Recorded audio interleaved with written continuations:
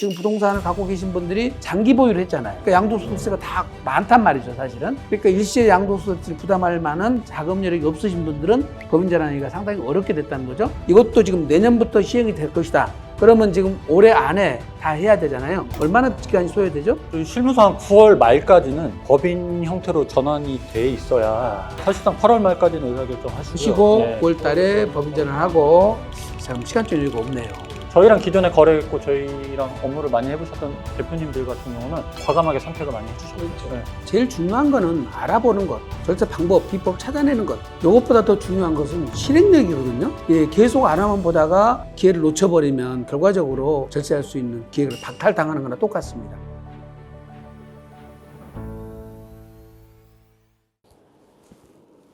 안녕하세요. 세무법인 다솔의 대표 세무사를 맡고 있는 안수남 세무사고요. 오늘은 우리 세무법인 다솔의 법인 컨설팅을 총괄해서 맡고 있는 우리 주범종 본부장님을 함께해서 올해 개정된 세법하고 법인 컨설팅과 관련돼서 변화되는 내용들을 좀 알아보기 위해서 오늘은 함께 같이 이렇게 출연을 했습니다. 자, 주범종 세무사님, 네, 인사 한번 해주시죠. 네, 안녕하십니까. 다솔에서 법인 컨설팅 본부장을 맡고 있는 주범종 세무사라고 합니다.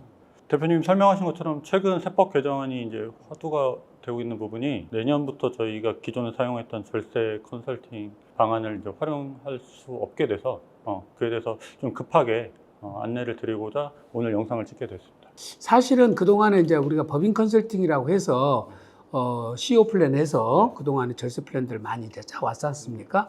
이제 법인 쪽에 미처분 이익잉여금이 많이 있으면 주식가치 평가액이 이제 과다하게 나와서 여러 가지 이제 승계 전략이라든지 거래에 따른 세부담이 커서 이런 엑시트에 대한 것들이 이제 그동안에 많이 활용되어 왔었는데 지금까지 이렇게 쭉 해보시면서 그동안에는 이제 뭐 퇴직금 중간정산을 활용하고 또 퇴직금 관련해서도 배수 제한이 없었지 않습니까?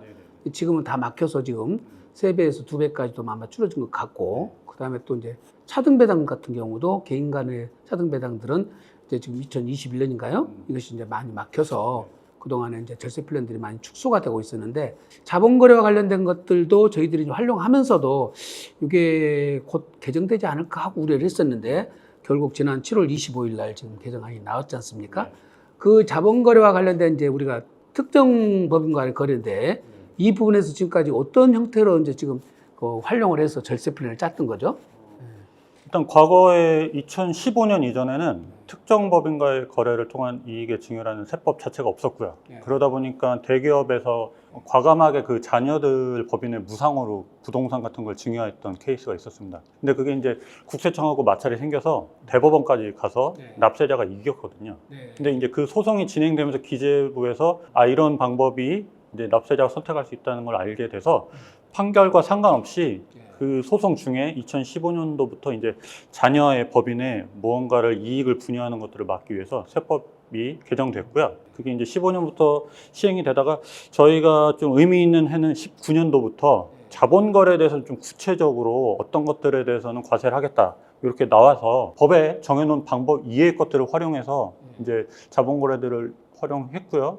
그 부분에 대해서 국세청의 여러 가지 피드백을 받아보니 저희 판단이 옳아서 지금 한 4년, 5년 정도 이 방법들을 제안을 드렸던 것입니다. 그러니까 특정법인이라고 하는 것은 우리가 통상 말하는 것은 자녀들이 지배주주로 있는 법인을 말하는 거죠? 조금 복잡하게 얘기하면 이제 우리 특수관계자들 자녀들이 30% 이상 최대주주로 있는 법인을 지금 특정법인이라고 걸어서 하는데요. 특정법인을 하고 자녀법이라 하기도 하고, 네, 맞습니다. 그다음에 이제 통상 용어는 이제 지주회사라는 용어도만 같이 사용하는 것 같죠? 그러니까 실무상 완결된 모양이 약간 지주회사 형태로 되기 때문에 이제 저희가 세법상 지주회사는 맞습니다. 네. 공정거래위원회에서 얘기하는 그런 대형 대기업에 있는 지주회사는 아니고요. 모양이 그렇게 나오기 때문에 이제 지주사 형태다. 2015년도 이전 같은 경우는 이제 제가 기억하기로는 결손법인에 대해서만 그때 당시에 과세권을 행사하도록 법에 규정하고 있었는데 이익이 발생하는 법인들의 경우는 해당이 안 됐던 것 같은데 15년도부터 15년도부터 이제 법에다 집어넣으면서 이제 이것이 특정 법인에 대한 증여 의제를 걸어서 법인세를 부과하고 또 주주들한테 간접 증여를 걸어서 두 가지를 이제 걸었던 건 형태죠. 네, 맞습니다. 쉽게 설명드리면 자녀 법인의 아버님께서 100억짜리 부동산을 무상으로 줬다. 그럼 원래 개인 자녀한테 줬으면 50억의 세금을 내야 되는데 많이 그 자녀한테 직접 개인한테 준 게 아니고 법인한테 주다 보니까 예. 법인이 일단은 예. 자산 수중이익으로 20억 정도의 법인세 법인은 법인세만 내면 네. 되죠. 예. 그랬을 때 그 자녀 법인의 최대 주주인 자녀들한테 네. 추가로 30억을 증여세로 부과해서 네. 법인세와 증여세를 합친 게 예. 다른 일반 개인 대 개인으로 줬던 증여세와 유사하게 만드는 그래서 간접 증여를 또 걸어서 했던 것 같죠. 그 대신 이제 특정 법인에서 걸었던 증여라는 것은 우리가 그때 이제 한도액을 정해놨잖아요. 네. 뭐 특정 그 법인에 대해서 이익을 지금 제한을 뒀고 네. 주주별로 해서 1억 정도까지인가는 증여를 걸지 않도록 돼 있었죠. 큰 틀은 방금 말씀드린 거고요. 그렇다고 무조건 다 과세를 할 수 없다 보니까 네. 그 법인에 있는 자녀들이 주주들이 얻는 이익 예. 그러니까 결론 아까 예를 들면 회사한테 10억짜리를 아버님께서 무상으로 줬는데 아들이 10명이다. 네. 그럼 인별로 치면 10%씩 지분율로 치면 1억이 되지 않습니까? 예. 그래서 이 정도 수준까지는 과세를 안 하겠다라는 이제 가이드라인이 허들이 있었던 거죠. 예. 다시 말씀드리면 그 자녀법인의 지분율을 곱해서 네. 각 주주들이 본인들이 얻는 이익이 1억이 안 넘으면 네. 특별히 증여세 이슈는 없고요. 이 부분은 앞으로 개정되는 부분에서도 여전히 유효합니다. 네. 그거 그때 지금까지 걸었던 게 자본거래 말고 지금 5가지 유형인가요? 네. 걸었던 특정 그 유형이 어떤 것들이 있었죠? 근데 조문을 좀 보면서 설명드리겠습니다. 예. 이게 상속세 및 증여세법 제45조의 5. 그래서 아까 말씀드린 15년도에 이제 세법이 개정되면서 이 조문이 들어왔고요. 네. 방금 말씀드린 것 중에 이제 자녀들이 그 법인의 최대 주주, 30% 이상 최대 주주여야 되는 거고요. 그다음에 4가지 거래에 대해서는 아까 말씀드린 것처럼 개인들한테도 증여세를 추가로 부담시키겠다. 법인세를 당연히 냈지만 네. 개인들한테도 추가로 증여세를 부담시키겠다. 네. 이 4가지 유형 중에 첫째는 당연히 방금 계속 설명드린 무상으로 네. 부모님께서 자녀들이 최대 주주인 법인에 그러니까 안 바꿔준 거. 네. 두 번째는 부모님이 시가 100억짜리를 싸게 굳이 남한테 팔면 100억에 팔 수 있는 것들을 싸게 팔아서 그 법인한테 이익을 분유한다. 저가로. 네. 네. 또는 그 자녀 법인이 갖고 있는 걸 비싸게 사주는 거. 네. 이게 3호고요. 4호가 1호부터 3호까지의 거래와 유사한 거래로 네. 대통령령으로 또 정하는 것 이렇게 네. 해놨습니다. 예. 그래서 좀 추상적인 표현으로 유사한 거래라고 되어 있는데 네. 다음 조문으로 가시면 네. 이게 2가지가 아까 앞에서 시행령에다 설명드린- 별도 두고 있죠. 예, 예. 대통령을 정한 건데 첫 번째는 네. 부모님이 이 자녀 법인한테 돈을 빌려줬다가 네. 안 받으시는 거예요. 채무를 면제해주겠다. 네. 그러면 사실상 무상으로 받은 거하고 마찬가지 효과가 나오기 네. 때문에 네. 이것도 개인들을 예. 그 주주인 개인들한테 추가로 증여세를 내게 하겠다. 예. 그런데 여기 단서 규정이 좀 의미가 있습니다. 예. 다만 그 법인이 청산하거나 해산하면서 나눠 가질 돈이 없다. 주주한테 나눠 가질 예. 돈이 없다. 그러면 빚을 갚을 돈도 당연히 없다고 보는 거고요. 예. 저희가 실무적으로는 자녀들이 조금 리스크 있는 비즈니스를 하겠다. 또는 연구 개발 같은 좀 초반에 돈이 많이 소요되는 그런 비즈니스를 하겠다고 하면 예. 이 방법도 꽤 유효한 방법입니다. 그러네요. 예. 네. 그러니까 부모님께서 빌려주신 돈으로 이 사업이 잘 돼서 연구개발이 잘 돼서 성공하면 당연히 상환하면 되고요. 네. 만약에 연구개발이 실패하더라도 네. 자녀 입장에서는 돈을 상환하지 않아도 되는. 그런지 안 예. 된다. 네. 그 두 번째가 자본거래 중 유일하게 예. 아까 말씀드린 낮은 가액으로 예. 부모님이 갖고 있는 재산을 예. 굉장히 낮은 가액으로 파는 게 아니고 법인의 현물출자, 현물 출자할 때. 증자, 예. 증자하는 케이스로 네. 아주 구체적으로 이 조건이 딱 들어와 있습니다. 자본거래 중에서 유일하게 들어가 있는 거네요. 네, 그렇다 보니까 네. 저희는 이제 반대로 그럼 이 자본거래가 아닌 자본거래는 45조의 5 또는 34조의 5가 적용되지 않는다 네. 이렇게 판단해서 19년도부터 네. 제한 및 그 실행들을 했던 거고요. 낮은 금액들은 저희가 조금 리스크가 없다고 판단했지만 꽤 큰 금액들을 이제 진행하다 보니 네. 많은 연구와 사례들이 조금 저희가 노하우가 쌓이게 됐습니다. 그러니까 이 규정에 의해서 이제 사실은 법인한테 부모님들이 네. 예, 자금을 대여를 했더라도 1인당 21억 정도인가요?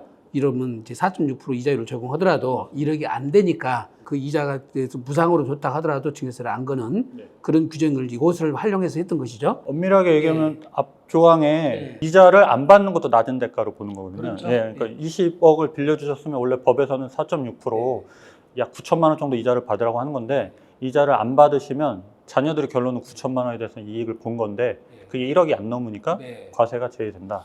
그러니까 이걸 거래별로 또 주주별로 이거를 네. 그다음에 이제 기간 1년 단위로 해주다 보니까 이걸 잘 활용하면은 어쨌든 특정 법인을 활용해서 증여세를 많이 절세할 수 있는 플랜을 짜왔던 거죠. 가장 쉽고 편하게 사용하시는 것들 중에 두 가지가 있는데요. 네. 하나는 방금 말씀하신 이제 무상으로 주주별로 21억이 안 넘게 대여해 주는 거. 네. 그러면 그 법인은 그 돈을 빌려서 네. 이자 없이 부동산을 구입한다거나 다른 자녀법인들이 활용하죠. 네. 두 번째는 자녀 법인이 아까 말씀드린 개인이 받는 차등배당은 막혔다고 뭐 사실상 효과가 없는데 네. 법인이 차등배당 받는 건 아직 유효합니다. 아, 그렇죠. 그럼 뭐 이렇게 되는 거죠.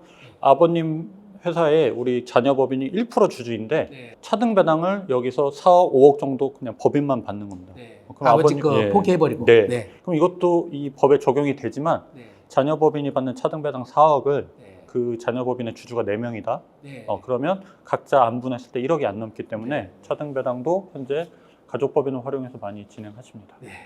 그래서 오늘 이 영상을 통해서 우리 고객분들에게 세 가지 네. 왜라는 질문에 대한 답변을 드리고자 이 영상을 제작하고 있고요. 네.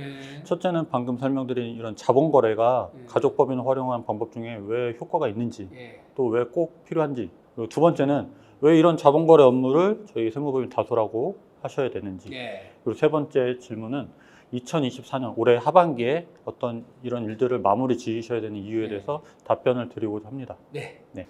그러면 구체적으로 한번 그 특정 법인과의 거래를 통해서 네. 그 이익이 증여를 어떻게 이제 보고 네. 어떻게 해왔는지 네. 이걸 조금 이제 사례를 가지고 한번 설명 한번 해볼까요? 네, 네. 첫째, 요 가족법인이 자녀가 100% 출자를 해서 가족법인을 일단 설립을 하시고요. 이제 가족법인이라고 말하는데 이제 우리가 여기서 계속 연구를 썼던 특정 법인을 말하는 거죠? 맞습니다. 네, 지금 네. 지분율이 자녀가 예, 30%가 넘기 100% 니까요? 때문에 네. 이제 이 가족법인은 이 아버님이 갖고 계신 가업회사 또는 아버님과 거래할 때 특정 법인에 해당이 됩니다. 그랬을 때 아버님이 갖고 계신 가업회사 비상장 주식 가치가 그냥 100억이라고 심플하게 네. 예를 들겠습니다. 아버님께서 갖고 계신 100억짜리 주식을 이 가족법인에게 직접 이렇게 무상으로 준다. 네. 그럼 아까 말씀드린 것처럼 이 가족법인은 20.9%의 이제 법인세를 부담하고요. 이 뒤에 있는 자녀는 약 25억 정도 추가로 증여세를 내게 돼 있습니다. 원래는 예, 이게 네, 아까 네. 말씀드린 1호의 거래가 됩니다. 무상으로 직접 주면. 근데 아까 말씀드린 아버님이 100%인 주주인 회사에 일단 가족법인, 자녀법인이 5% 정도 지분을 갖게 하고요. 네. 그러면 95대 5% 네. 이렇게 주주가 되셨지 않습니까? 이 상태에서 네. 아버님이 가지고 계신 이 950주, 네. 95%의 지분을 네. 원래 평가액은 95억 원이지만 네. 액면가 수준 또는 뭐 아주 심플하게 뭐 한 100만 원에 네. 그냥 저가로 소각을 하겠다. 네. 그렇게 되면 이 자녀가 100%로 갖고 있는 가족법인이 이 50주 네. 주식 수는 변동이 없는데 네. 위에 950주가 없어지기 때문에 네. 지분율이 네. 100%가 되십니다. 이렇게 되면 이 가족법인은 가만히 있는 상황에서 네. 재산 가치가 95억이 늘어나게 되는 거죠. 예. 근데 이 경우에는 아까 말씀드린 것처럼 특정 법인과의 거래를 통한 이익의 증여에 해당되지 않는다라고 판단하여 당연히 이 가족법인은 무상으로 얻은 95억에 대해서는 법인세를 약 20억 정도 납부하셔야 됩니다. 요 사례를 가지고 일반 대표님들한테 설명을 하면은 잘 이해를 못 하시잖아요. 사실은 본인이 받아갈 돈 95억을 내가 포기를 하고 네. 그냥 액면가대로 네. 9억 5천만 받아갔다 했을 경우 그럼 그 나머지 이익 본 거를 그걸 세금을 법인세만 내고 자녀들에 대해서는 증여세를 부과 안 한다고 하니까 이게 왜 국세청에서 알고 가만 놔두냐. 그렇게 의심들을 하고 세무사님들이 제안을 하더라도 저 본전 때 또 저한테까지 또 확인 와가지고 이거 다소에서 책임질 수 있느냐. 진짜 국세청이 이렇게 하는 게 맞느냐 하고 계속 확인을 해왔지 않습니까? 근데 이제 이거 자본거래가 실제로 이제 근거 규정이 없어서 우리가 사전납부까지 다 받았잖아요. 국세청에서. 그래서 사실상 실행을 해와서 획기적으로 절세 플랜을 짜왔던 것들인데 이제 이것들이 지금 이제 문제가 생긴 거죠, 사실은. 네. 네. 뒤에서 다시 설명드리겠지만 네. 자본거래를 세법에서 막을 수는 없고요. 네. 이 자본거래를 통해서 현재로서는 자녀가 얻는 이익이 마찬가지로 95억 정도 되는 거지 않습니까? 네. 내가 100% 가지고 있는 법인이 어떤 무상의 효과로 95억의 이익을 얻었으니 네. 그런데 22억 정도 추가로 내야 되는 증여세는 현재로서는 네. 증여세 부담이 없다. 올해까지는. 네. 네. 그리고 마찬가지로 이 20억이라는 세금을 납부하셔야 되지만 네. 이것도 누구 돈으로 내냐? 개인이 만드실 부담이 없다. 요 가족법인이 갖고 있는 돈 또는 아버님의 원래 가업회사에 있는 잉여금으로 세금을 납부하실 수 있다. 글쎄, 그러니까 법인세를 내는 것은 당연히 법인이 내는 거잖아요. 네. 주주들이 납부할 의무는 없는 것이고. 일단 그렇게 지분율을 또 높여놓으면은 나중에 이제 묘기에 벤 가업회사에서 배당을 받을 때도 또 세제 혜택이 또 주어지죠. 네, 뒤에서 다시 네. 다음 페이지에 설명드릴 건데요. 네. 이렇게 되면 아까 말씀드린 왜 지주사라고 저희가 표현하는지 이런 형태가 성립이 되죠.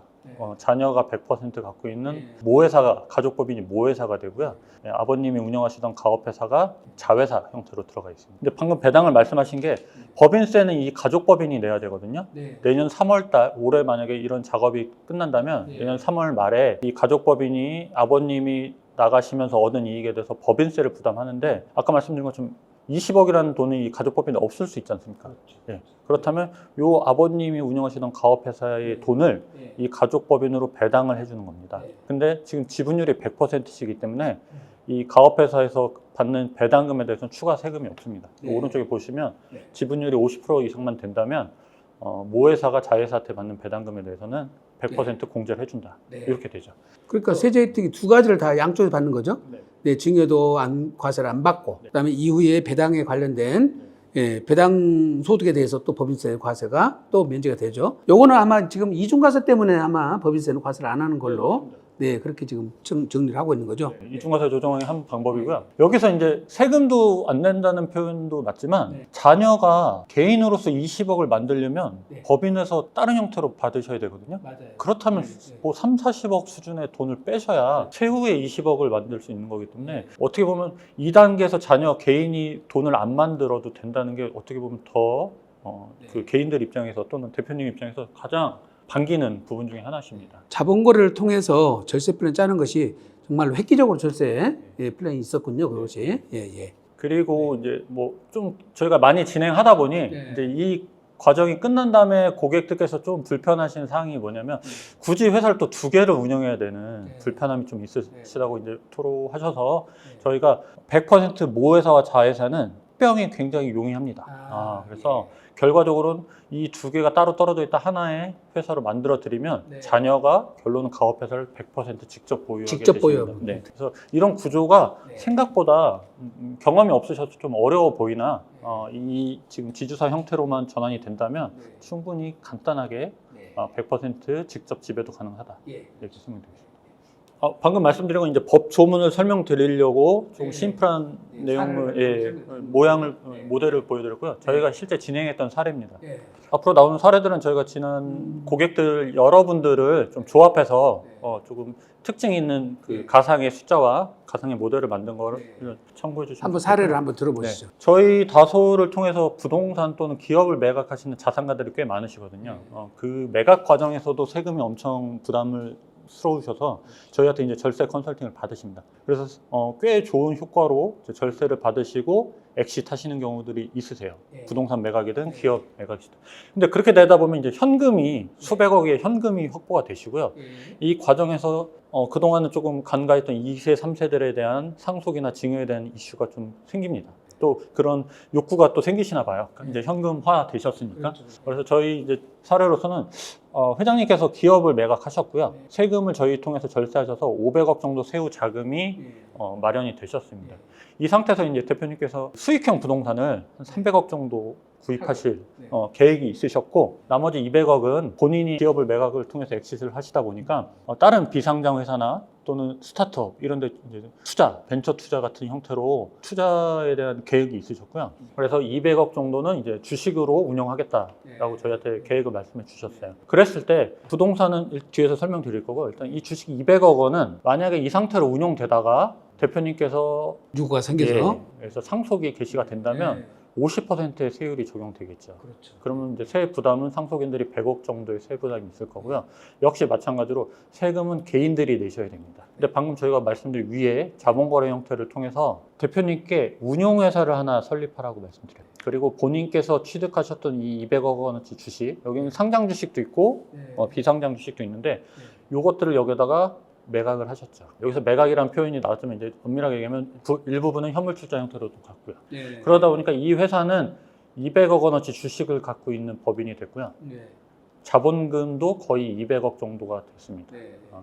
그렇게 만든 후에 아까 말씀드린 그 모델을 그대로 저희가 운용해서 자녀가 100%인 가족 법인이 이 운용회사의 주주로 들어가게 됐습니다. 이때 아까 예를 들었기 때문에 100%를 다 했지만 저희는 초반에는 지금 현재로서는 30%에서 50% 정도가 가족법인이 지금 주주로 들어가 계십니다. 그러니까 간혹 대표님들께서 내가 무조건 다 나가야 되냐 이렇게 궁금해하시는 경우도 있는데요. 네.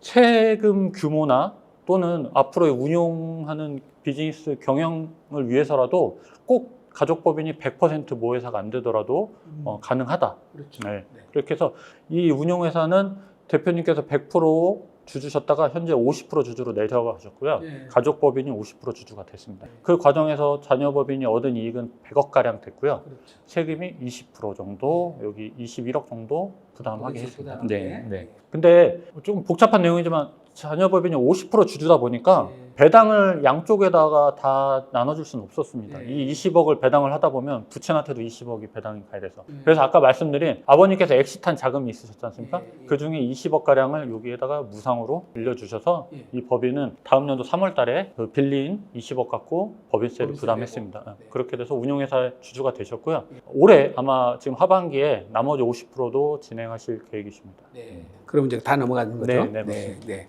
왜 이런 자본 거래를 저희 세무법인 다소하고 하셔야 되는지에 대한 질문에 대한 답변을 드리고자 합니다. 네. 첫째, 저희 다소는 조금 세무법인으로서는 특이하게 네. 특히 본사의 경우는 기장 업무를 하지 않고요. 네. 오로지 컨설팅 업무만 진행을 하는 조금 특이한 구조를 가지고 있습니다. 네. 그러다 보니까 여기 브랜드 가치가 세무법인으로서는 유일하게 상위권에 들어와 있고요. 뭐 독보적인 1위 김현정하고 한 10단계 정도 네. 차이가 납니다.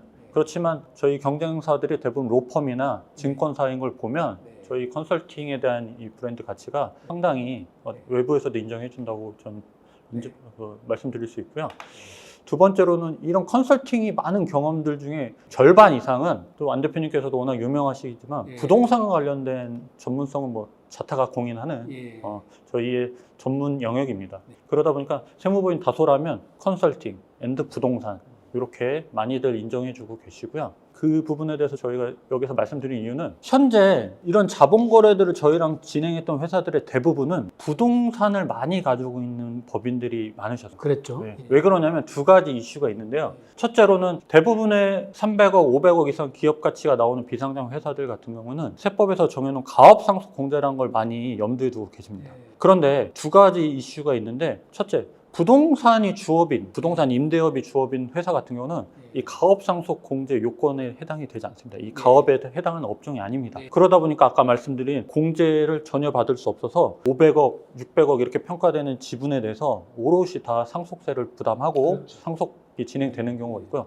두 번째는 이 법인이 갖고 있는 이 부동산 또는 개인이 갖고 있는 부동산을 상속이나 증여 시점에서 국세청에서 2019년도부터 어떤 세법을 개정했냐면 본인들이 자기네가 갖고 있는 감정평가 법인을 활용해서 감정평가를 들어와서 과세표준을 다시 재계산하겠다. 네. 그러니까 과거에는 아무리 시세가 높더라도 공시지가로 평가해서 보충적 평가 네, 방법으로 맞습니다. 했었죠. 네, 대부분 공시지가였을 것 같고요. 그게 100억이라면 뭐 감정가가 200억이든 300억이든 납세자가 선택하지 않으면 보충적 평가 방법이 100억에 대해서 이제 상속세나 증여세를 냈는데 방금 설명드린 것처럼 2019년도부터 세법이 개정돼서 납세자가 공시지가 100억으로 신고를 하더라도 국세청에서 특정 기한 내에 심의위원회를 열어서 본인들이 감정평가법인 두 곳에서 받은 감정평가액을 평균 내서 거꾸로 200억, 300억으로 세금을 다시 재계산해서 과세하는 경우가 가능해졌습니다. 그게 이제 2020년도부터 개인 부동산을 갖고 계신 분들 사이에서 꽤 유행했는데요. 사무처리 규정이 이제 공무원들이 보는 규정이거든요. 네. 이 규정에 어떤 부분이 들어왔냐면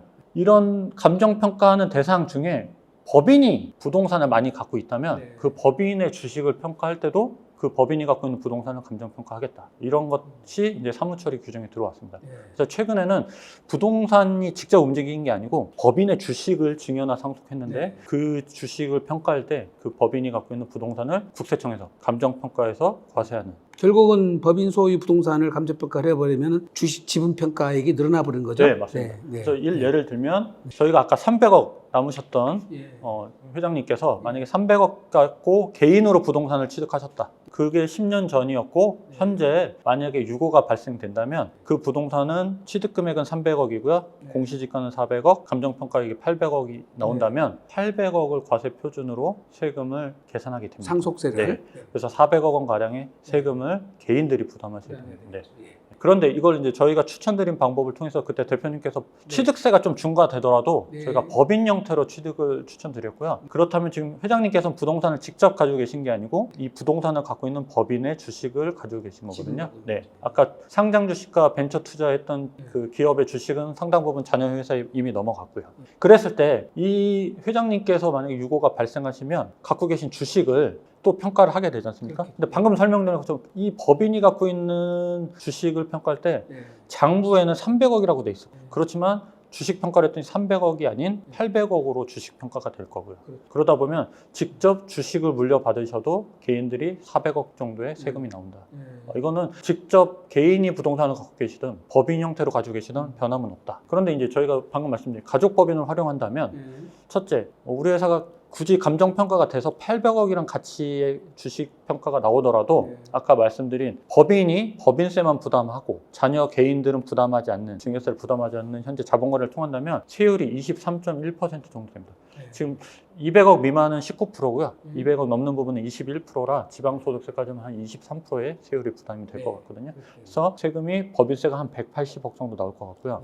저희의 또 다른 솔루션과 판단을 보면 저희가 이제 부동산에 대한 이해도와 사례가 워낙 많다 보니 저희가 지금 이 법인을 주식 평가할 때 꼭 감정평가로 가지 않을 어떤 논리적 근거 또는 법 해석들이 가능하다고 보고요. 어떤 정해진 룰만 잘 지킨다면 400억으로 평가를 받아서 88억의 법인세로 마무리될 수 있다. 결국은 이제 감정가로 안 가고 그때는 맞습니다. 이제 기준시가를 평가를 하겠다는 거잖아요. 이거는 이제 두 가지 경우 다 개인이 직접 받으실 때는 50% 이하 절세 되는 건 마찬가지고요. 상당히 공격적인 절세 방안일 수 있다 이렇게 설명드리고 있습니다. 대신 아까 말씀드린 것처럼 소규모 법인만 자본거래했던 내용 갖고는 조금 위험합니다. 부동산에 대한 정확한 과세관청의 관점이나 이런 것들이 충분히 반영돼야 돼서 그래서 아까 설명드린 것처럼 저희 부동산 앤드 법인 두 가지를 다 같이 움직이게 된 저희 입장에서는 저희 다솔의 연구 활동과 또 지금 뭐 말씀드리긴 좀 어렵지만 지난 사례들을 통해서 저희가 만들어 놓은 보호 장치들이 꽤 있습니다. 그래서 이것들을 활용한다면 충분히 납세자에게 유리한 방법으로 법인세를만 부담하지 않을까. 오늘 유튜브에서 여기서는 이 자세한 내용을 다 설명할 수는 없고 실제 이제 사례를 실행할 때 이제 저희들이 사전에 이제 브리핑을 다 해드리죠. 그리고 저희가 다른 강의 때도 좀 의아했는데 저희가 이런 유튜브나 또 많은 채널이나 방송들을 통해서 고객들을 위해서 만들었는데 생각보다 공무원분들이 이걸 많이 보세요. 그러다 보니까 그분들한테 저희가 어떤 저희 노하우나 이런 것들을 굳이 여기서 오픈할 이유는 없다고 봅니다. 아까 세 가지 질문에 대한 마지막 Y 세 번째고요. 그렇다면 자본거래, 가족법인을 활용한 자본거래를 저희 세무법인 다솔과 왜 올해 하반기에 하셔야 되는지 아까 말씀드린 7월 25일 날 2024년 세법 개정안이 나왔고요. 그러니까 이것이 언제나 개정될까 하고 우려를 해왔었는데 맞습니다. 결국은 올 것이 왔다고 돼서 올해 7월 25일 날 개정안이 좀 발표됐죠. 여러 개정안 내용 중에 방금 특정 법인과의 거래를 통한 자녀 법인과 거래를 하는 부분이 이 조항의 추가로 이 부분 자본 거래를 통한 이익의 분여라는 부분이 이제 추가가 될 겁니다. 과거에는 아까 말씀드린 것처럼 재산을 무상으로 또는 고저가 거래 그다음에 아까 시행령에 있는 채무 면제 또는 낮은 가액으로 현물 투자 이 거래를 제외한 저희가 자본 거래는 추가로 증여세를 안 낸다고 말씀드린 건데 여기에 이제 모든 자본 거래를 통한 이익의 분여가 들어오다 보면 내년 1월 1일 이후부터는 방금 말씀드린 방법을 통해서는 법인세를 내고 추가로 30% 정도 30% 정도 개인들한테 증여세가 부담이 될 거다.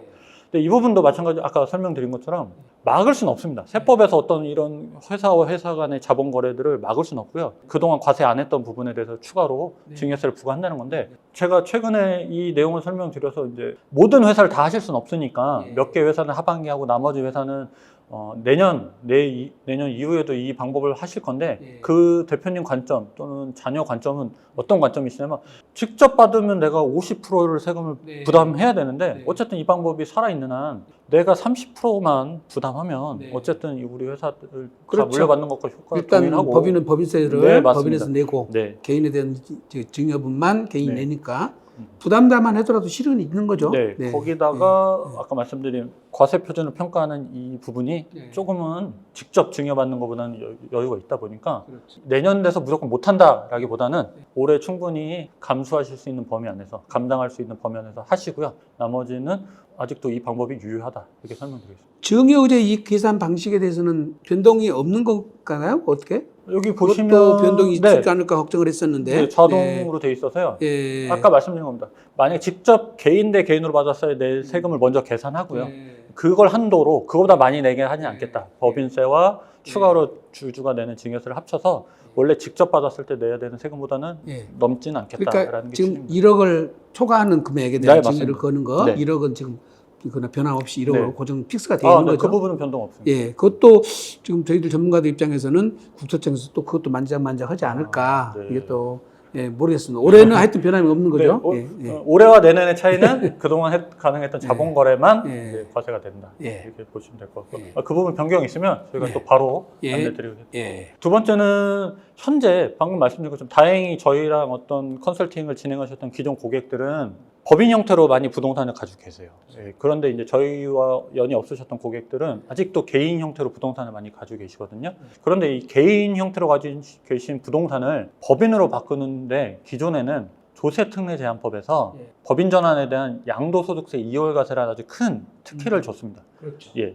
예를 들면 내가 개인으로 갖고 있던 걸 법인으로 바꾸는 과정에서 양도세, 이것도 어떻게 보면 양도이기 때문에 양도세가 나오는데 그 양도세를 아주 나중까지 전환된 법인이 부동산을 매각하는 시점까지 사실상 개인으로서는 안 낼 수 있는 방법이 있었는데 이 부분 중에 뭐 아직까지는 좀 조심스럽지만 일단 부동산 임대업이 중소기업에서 빠져나오고요. 내년부터는 개정안에. 그다음에 그동안에 그 2월 과세, 양도소득세를 2월해주는 업종에서 제외되는 소비성 서비스업이 있었는데요.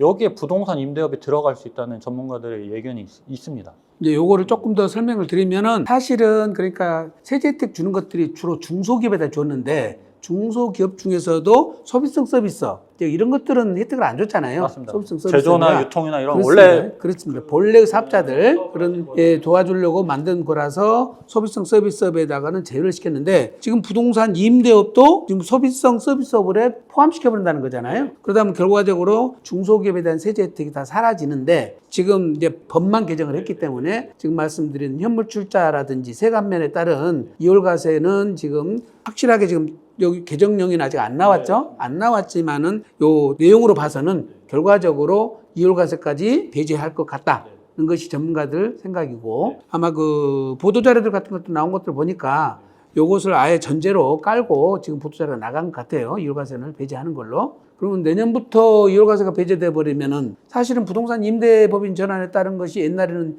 취득세도 감면해주고 지금 양도소득세 2월 과세를 해서 굉장히 활성화돼 있었잖아요. 근데 이제 주택 부분은 지금 제외를 시켜서 1차적으로 배제를 시켰는데 그 다음에 이제 지금 취득세 부분도 지금 이제 감면 배제를 없애버렸지 않습니까? 예. 그래서 이제 그나마 취득세를 내면서 할 필요가 있냐 했는데 취득세를 내더라도 실익이 있다 해서 지금까지 해왔는데 그건 제일 큰 이유가 지금 양도소득세를 2월 과세 해줬기 때문에 그런 거잖아요. 근데 이제 2월 과세가 안 돼버리면은 당장에 양도소득세를 내야 되는 부담감이 생겨버리니까 그 다음에 그건 보통 지금 부동산을 갖고 계신 분들이 장기 보유를 했잖아요. 장기 보유를 하니까 양도소득세가 다 많단 말이죠, 사실은. 그러니까 일시에 양도소득세를 부담할 만한 자금 여력이 없으신 분들은 법인 전환하기가 상당히 어렵게 됐다는 거죠. 이것도 지금 내년부터 시행이 될 것이다. 그러면 지금 올해 안에 다 해야 되잖아요. 그럼 지금 뭐 하루 이틀 만에 되는 것이 아니라 지금 말한 대로 법인 전환하고 아까 자본거래하고 이런 것들 하는데 기간이 좀 있어야 될 거 아니에요? 얼마나 기간이 소요되죠? 저희 실무상 9월 말까지는 네. 법인 형태로 전환이 돼 있어야 10월, 11월 정도에 좀 여유 있게 실제 실행을 하려면 네. 9월 말까지는 지금 의사결정을 하셔야 되겠네요. 네. 사실상 8월 말까지는 의사결정 하시고요. 하시고 9월 달에 법인 전환하고 과정을 한번 검토해 보시고요. 네, 자본거래를 따른 이 부분도 이제 금년 안에 다 망쳐야 되니까 참 시간적 여유가 없네요. 네. 조금 전문적인 내용이지만 이 법인 전환 과정에서도 아까 똑같습니다. 감정평가. 지금 이 부동산을 현재 감정평가 시세만큼 반영할 거냐 또는 아까 말씀드린 기준시가나 공시지가 수준으로 반영할 거냐라는 부분도 굉장히 조금 델리케이트한 부분이 있습니다. 네. 법인 전환 과정에서 굉장히 중요한 이슈거든요. 왜냐하면 재산이 2배로 늘어나냐 이 차이가 있고 그 상태에서 이제 다시 또 가족법인에게 넘어가는 부분은 두 가지 굉장히 이슈를 다 피해야 되니까 정말 전문가 중에 전문가를 찾으셔서 일을 하셔야지. 그것도 그렇고 시간이 예. 그렇게 많지 않다. 많지 그 두 않다. 가지를 다 검토하려면. 네, 그러네요. 그리고 마지막으로 이제 대표님들과 상담하다 보면 조금 아까 말씀드린 것처럼 저희 이 자본거래 방법을 가장 많이 하셨던 대표님들께서는 가업상속 공제가 좀 어렵거나 또는 업무 무관 비율이 높아서 그러니까 제조업을 하시지만 상당 부분 회사가 갖고 있는 재산 중에 대부분은 투자나 임대용 부동산이라 100% 공제를 못 받으셔서 저희 자본거래 방법을 통해서 자녀법인에 많이 넘겨주셨거든요. 근데 간혹 아직 그런 부분을 자세히 모르시는 대표님들은 그냥 막연하게 뉴스나 신문에 나왔던 가업상속 공제는 600억까지 된다. 이렇게만 알고 계시는 거예요. 그렇죠. 근데 저희가 실제로 보면 가업상속 공제에서 이 사업무관 자산이 굉장히 큰 이슈가 됩니다. 사업무관 자산 뭐 여러 가지가 있지만 대부분이 부동산, 본업과 관련 없는 부동산, 주식 뭐 이런 것들인데 대표님들께서 이 부분을 간과하시면 우리 회사 주식 평가를 했더니 400억이 나왔고 나는 가업상속 공제로 가면 600억 한도니까 세금이 없다. 이렇게 이해를 하고 많이 계세요. 근데 저희가 이제 가업상속 컨설팅을 하다 보면 요건 검토도 하지만 무관자산의 비율을 해서 공제 비율을 찾아보거든요. 근데 실제로 10개 중에 한 6개, 7개 회사는 공제율이 100%가 절대 안 나옵니다. 안 나오죠. 네. 예. 그래서 500억의 가업상속 주식이 있으신데 공제율이 만약에 60%다. 그럼 300억은 공제받고 200억에 대해서는 자녀들이 세금을 내셔야 됩니다. 그래서 이 부분이 이번에 개정안이 들어가서 뭐가 빠진 줄 알았는데 뭐 사실 대표님들이 갖고 계신 거랑 무관합니다. 뭐 여기 업무 무관 중에 임직원 임대주택은 빼주겠다 뭐 이런 내용인데 사실 이런 경우는 많지 않아서 아직도 가업상속 공제 600억만 알고 계시는 대표님들이라면 우리 회사 자산 중에 업무와 무관한 것들이 몇 %나 차지하는지. 이것도 사전에 좀 컨설팅을 좀 받아보실 네, 필요가 맞습니다. 있죠. 예. 저희 가업상속 공제 컨설팅 받으시는 것 중에 요건 아까 말씀드린 요건이 된다고 그냥 오해하고 계시는 경우도 많으시고요. 요건 검토하다 보니까 요건뿐 아니라 이런 무관 비율 따라서 공제 비율이 지난번에 저희들도 보니까 이제 30년, 40년 영위하던 것들이 주된 매출액이 변동이 생겨버려가지고 업종 변경이 생겨버리면은 지금 그것이 탈락이 돼버리잖아요. 예. 살짝 설명드리면 20년, 30년간 제조업을 운영하시다가 또는 유통업을 운영하시다가 사옥을 옮기셨어요. 그래서 본인이 갖고 있는 사옥을 부지를 뭔가 개발을 해서 매각하신 거죠. 근데 그 해 갑자기 부동산 매출액이 본업을 넘기신 거예요. 근데 본인은 그냥 어쩌다 한번 있는 이슈라고 생각하셨는데 가업상속 입장에서는 지난 28년 오던 제조업이 끊기고요. 부동산업으로 다시 회사가 제로 세팅이 된 겁니다. 그러다 보니까 이분께서는 생각지도 못하게 가업상속 공제를 지금 또 다시 카운팅해서 30년을 채워야 된다는 숙제가 생기셨는데 대표님 연세나 뭐 구조가 30년은 너무 막연해서 거기도 그래서 자본거래를 피치 못하게 실행하셨죠.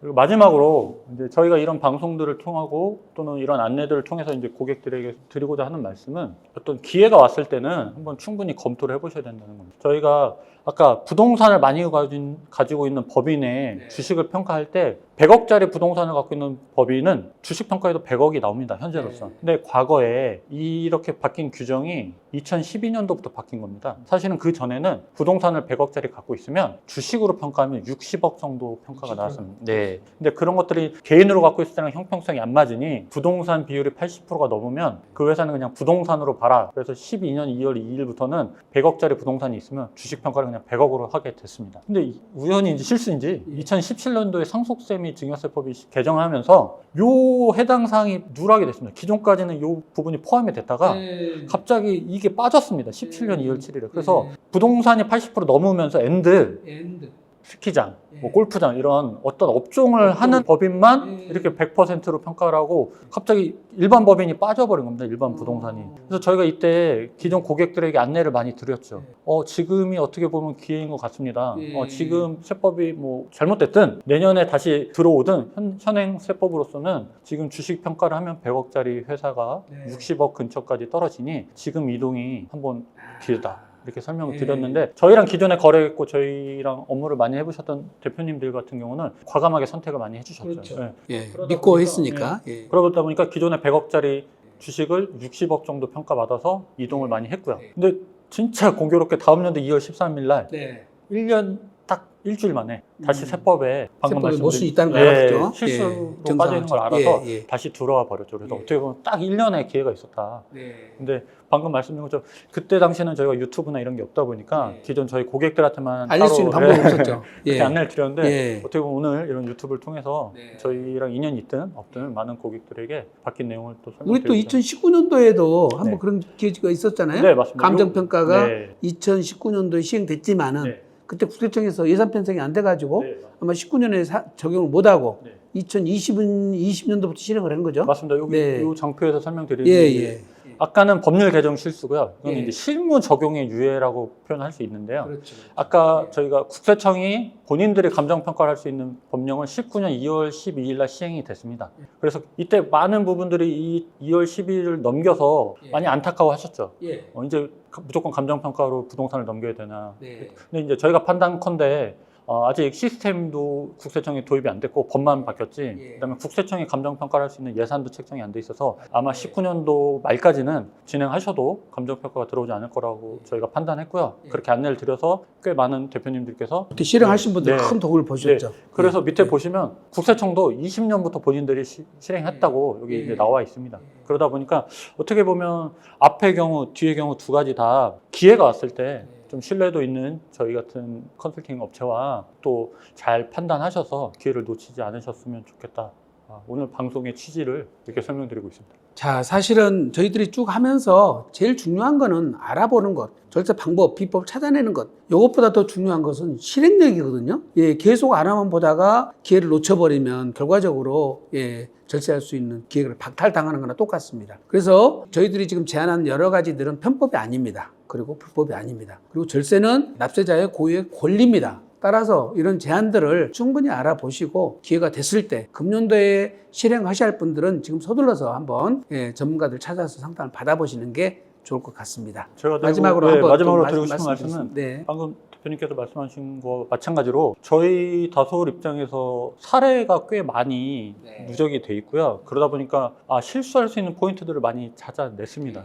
근데 대부분 현재 경쟁사라고 말씀드리겠습니다. 어쨌든 업체들은 공유된 사례가 없이 이런 내용들만 가지고 이제 다 해봤다는 듯이 이제 안내를 드려서 납세자들 입장에서 또는 고객들 입장에서 좀 테스트용으로 본인들의 마지막 기회를 어떤 회사에 테스트 용도로 넘기실 수 있는 오를 범하지 않으셨으면 합니다. 사실은 이제 이게 단순하게 세법만의 문제는 아니잖아요, 지금. 네. 상법부터 시작해서 세법도 상속증여세법하고 법인세법하고 조세특례제한법하고 그다음에 소득세법까지 다 연계돼-가지고 살펴봐야 될 내용들이라서 아무래도 혼자 이걸 다 검토하는 것은 한계가 있을 것 같고요. 조직을 갖추고 전문가들을 확보하고 있는 아무래도 법인들, 세법인들이 조금 더 유리하지 않을까 이렇게 생각은 됩니다. 저희들이 최고라는 말은 안 하겠습니다. 그러나 최선을 다해서 여러분들의 제사를 지켜줄 자신이 있습니다. 한번 기회가 되시면 상담을 받아보시고 충분히 검토를 한번 해보실 기회를 갖기를 권합니다. 끝까지 시청해 주셔서 감사합니다. 감사합니다.